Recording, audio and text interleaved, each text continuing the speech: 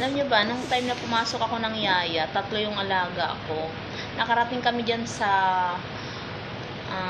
Arayat, Pampanga dahil sa kasal ng kapatid ng pamangkin yata ng amo ko.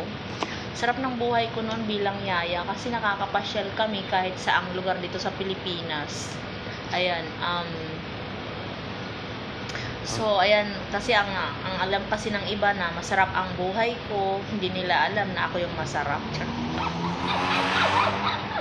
So guys, kaya nagla-live ako ng gabi kasi ito talaga yung mga time na tulog na yung mga bata. So sexy time tayo guys, napaka-sexy no, sexy time. Kaya nakakapagsalita ako minsan ng ng biro-biro lang naman guys. Ayoko kasi ng boring, pansin nyo, gusto ko lagi lang masaya, di ba? Kasi sabi nga nila, life is so short. Ang sabi, tama ba o mali? Kaya enjoy tayo guys, di ba?